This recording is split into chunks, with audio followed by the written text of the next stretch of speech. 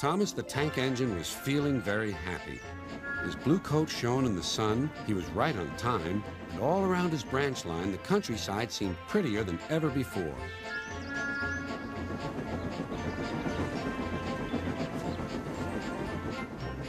Beep, beep. Good morning, Percy, he whistled. My branch is the pride of the line, wouldn't you agree? Yes, Thomas, of course, but... But what, Percy? Out with it. Well, there is another engine with a famous branch line, too. Who? Where? His name's Stepney. He's far away, but Sir Topham Hatt says he may visit us. When? Oh, someday. And Percy hurried away.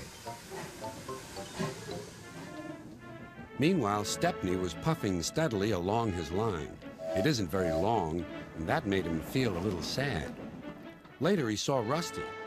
The little diesel had helped save Stepney from scrap. Everyone's been so kind. But my railway is so short, and I do miss a good long run. I think you should tell Driver, too, replied Rusty. I'm sure he'll understand. Stepney soon discovered that indeed he did. Do you know, Stepney, I feel just the same way. That evening he had exciting news. Guess what, Stepney? Sir Topham Hatt has invited us to visit the other engines on his railway. Manager agreed. It'll be a really long run to get there. Oh, thank you, sighed Stepney. They set off next morning. By now, all the other engines were talking about Stepney. He runs a famous branch line. Did you know that? Said Percy. Thomas was feeling a little jealous. Huh. It may be famous, but my branch is the first on the line. Everyone knows that, too. And he huffed away to fetch his coaches. Look, squeaked Percy. Why have they all come? There's no train yet. But Percy was wrong. The signal dropped, and from far away an engine whistled. Here he comes, yelled Douglas. Stepney puffed proudly through the junction.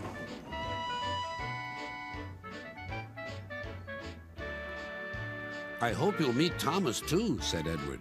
You both have branch lines to be proud of. Then Stepney set off to help Duck shunt coaches in the yards, and they worked happily together all afternoon. At last, Thomas arrived. Sorry, can't talk. It's time for my last branch line train. Mustn't be late.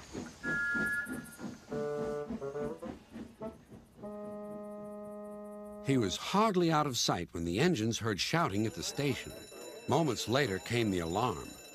Stop all trains. The signalman answered the telephone. A special, is it? I see. Thomas was impatient. Why are we waiting? My passengers are being delayed. Sorry, Thomas, said his driver. We're being shunted to allow another train to pass. Soon they heard an unfamiliar puffing sound. There was Stepney with his headlamp swaying and whistle blowing. He gathered speed and disappeared. Well, bust my boiler, said Thomas the tank engine. Next morning he was still fuming. Shunted. And on my own branch, too. It's a disgrace. I'm sorry, said Stepney. I was a special. Why? An important passenger arrived just as you left. He ordered a special train, and Duck let me take it. We had a splendid run, but, finished Thomas, it can make an engine nervous not to know the line. Exactly, said Stepney. You're such an expert. Thomas felt much better. He couldn't be cross anymore and began telling Stepney all about his branch line.